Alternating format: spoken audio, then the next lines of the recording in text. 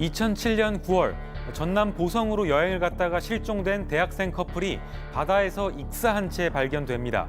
이들이 왜 사망했는지 단서가 나오지 않자 경찰은 타살 정황이 없다고 판단하는데요. 그런데 20일 뒤 이번에는 20대 여성 2명이 인근 바다에서 숨진 채 발견됩니다. 수사 끝에 경찰은 이들 4명 모두가 어부 오종근의 배에 탔던 사실을 밝혀냅니다.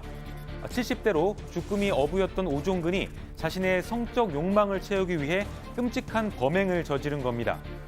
결국 오종근은 4명을 살해한 혐의로 2010년 6월 사형이 확정되는데요. 지난 1997년부터 사형 집행은 멈춘 상태이기 때문에 지금도 교도소에서 지내고 있는 오종근은 최고령 사형수입니다. 법원에서는 2016년 이후로는 사형 선고도 내리지 않고 있는 상황인데요. 현재까지 교도소에 있는 사형수들은 60명 정도로 알려져 있습니다. 여기엔 여러분들이 잘 아는 유영철, 강호순 등의 흉악범도 포함되어 있는데요. 오늘 엑스파일에서는 사형을 선고받았지만 여전히 교도소에서 살고 있는 사형수들에 대해 알아봅니다. 자, 지금 송 기자가 소개한 그 사건, 이른바 보성 어부 살인 사건으로도 불리죠.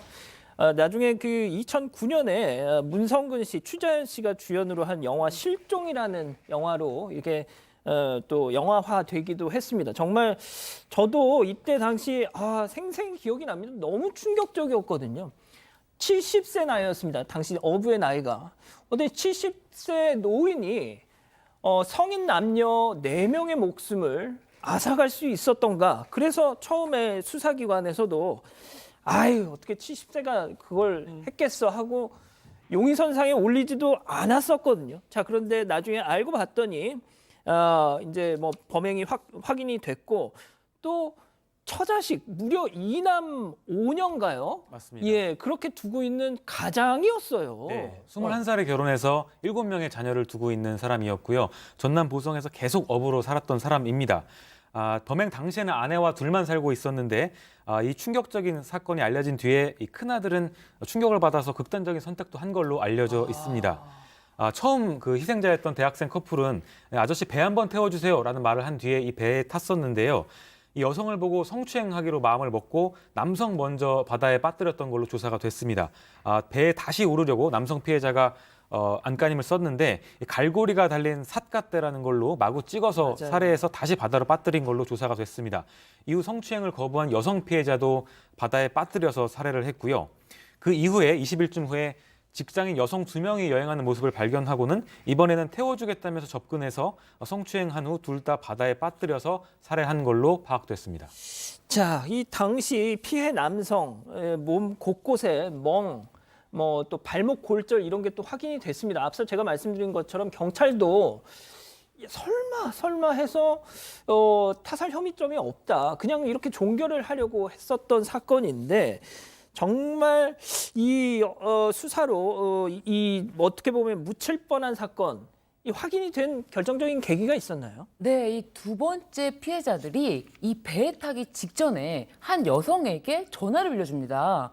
전화를 줬는데 그 전화를 빌려준 사람에게 이 피해 여성이 저희 아까 좀 전에 전화 빌려준 사람인데요. 배에 탔다가 갇힌 것 같아요.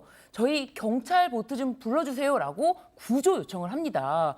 그래서 이 문자를 받고 곧바로 경찰에 신고를 해서 이 배에서 이 피해자들의 물건들이 발견된 거죠. 예를 들면 피해자들의 뭐 신용카드, 볼펜, 머리끈, 머리카락 이런 것들이 발견이 되고 이 피해자들도 역시 이 첫 번째 피해자들과 마찬가지로 멍이라든지 몸에 뭐 찍힌 상처들이라든지 뭐 목 졸린 자국이라든지 이런 것들이 발견돼서 특정이 된 거죠.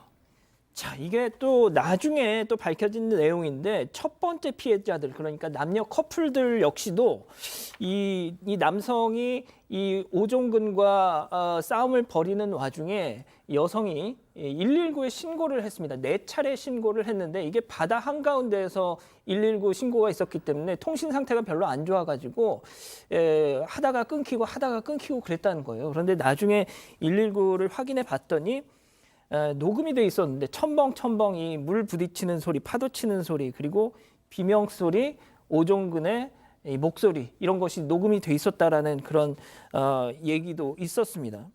자, 그런데 이 오종근이라는 자가 얼마나 참 뻔뻔한 자이냐면 그 나중에 진술을 하면서 뭐 이런 진술을 했대요. 여자들이 옷을 똑바로 입고 있었으면 내가 그런 짓을 했겠느냐. 그리고 그 여자들이 운이 없었던 거다. 그리고 그 여자들과 나는 서로 죽이고 죽는 팔자로 태어난 것이다. 이런 얘기. 자, 여기까지만 해도 지금 열이 나는데 사형이 부당하다. 네. 이러면서 헌법재판소에 또 위헌 소송을 청구했어요. 그러니까 이 오종근은 본인의 범행에 대해서 조금도 반성하지 않는다는 것을 지금 앵커님의 진술 그 얘기로 단적으로 보여준 거예요. 변호사님도 이 사건 기억하시죠? 알죠. 예. 근데 말씀하셨던 것처럼 그러니까 지금 두 차례 걸쳐서 20대 남녀 4명을 무참히 살해하고 나서 유족들에게 죄송하다 이런 얘기를 밝혀도 부족할 판국에 말씀하셨던 것처럼 아유 노출이 심한 옷을 입어서 그럴 거다. 그리고 거의 팔자소관이고 그쪽이 운이 없어서 그렇다. 이런 말도 안 되는 진술을 일관했기 때문에 뭐 일단 범행 자체 잔혹성까지 감안하는 뭐 사형은 너무 불가피한 상황이었던 것 같고요. 사형 선고는. 그런데 1심에 사형 선고를 받고 2심에서도 당연히 뭐 아시겠지만 말 그대로 사형이 선고될 만한 그런 상황에서 이 사형제도 자체가 위헌이다. 라고 해서 헌법소원을 제기를 한 거고요. 물론 이게 받아들이진 않았고 최종적으로 2010년에 사형이 확정되는데 오종근이 1938년생이니까 지금 나이가 84세입니다. 예. 현재 복역하고 있는 최고령 사형수입니다. 자, 그때 이제 위헌 소송을 냈는데 2010년 헌법재판소에서 5대4로 합헌 결정이 났습니다. 5대4니까 5명은 이거는 아직 사형은 합헌이다. 4명은 이건 위헌이다. 이렇게 정말 아슬아슬하게 이렇게 합헌 결정이 났던 것인데, 자, 일단 승 의원님, 네. 우리나라 현재 뭐 사형수 뭐 전반에 대해서 좀 소개를 해주시죠.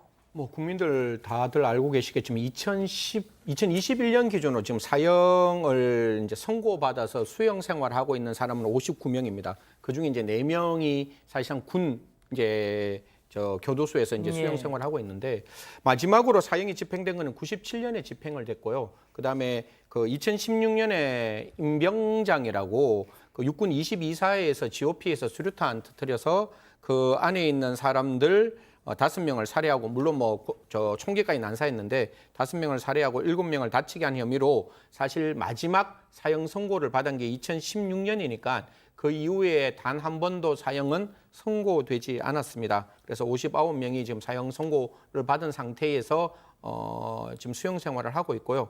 마지막으로 이제 최장기 미집행 사형수는 원은식이죠. 원은식이라고 종교시설에 불을 지릅니다. 예. 불을 질러서 그 당시에 15명을 살해한 사람인데 그 원은식이가 지금 이제 25년째 교도소에서 수용 생활하고 있습니다.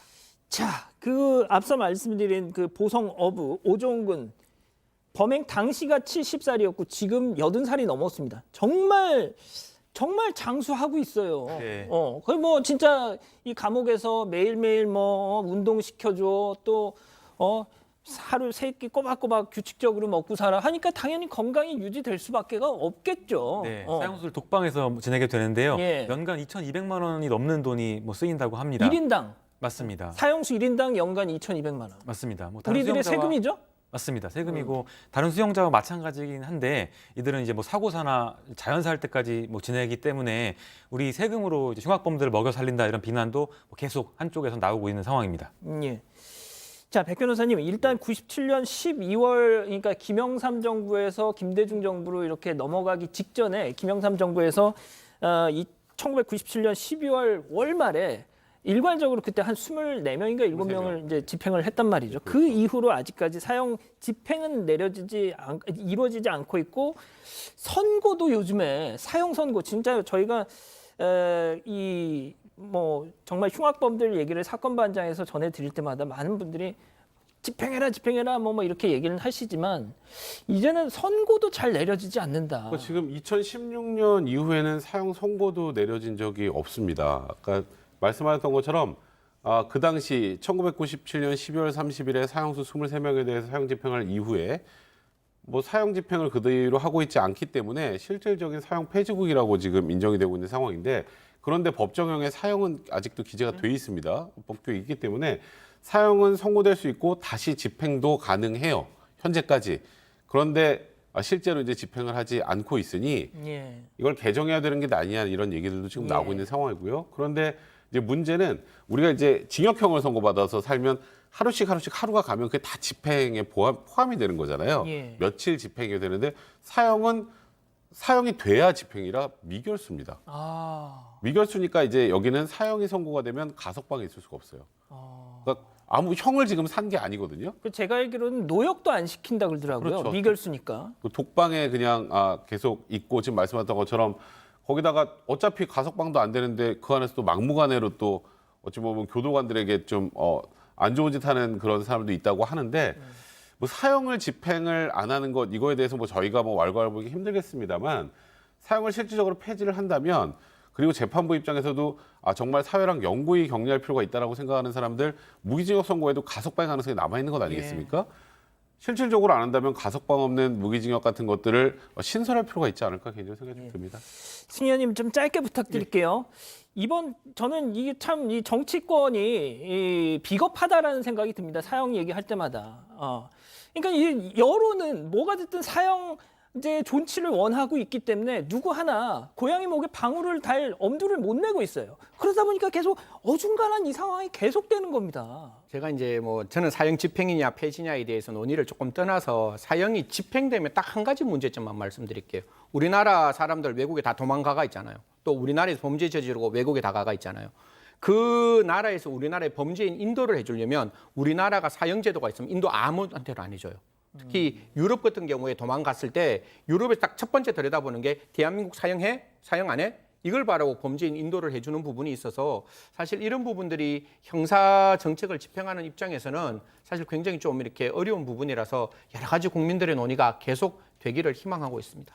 알겠습니다.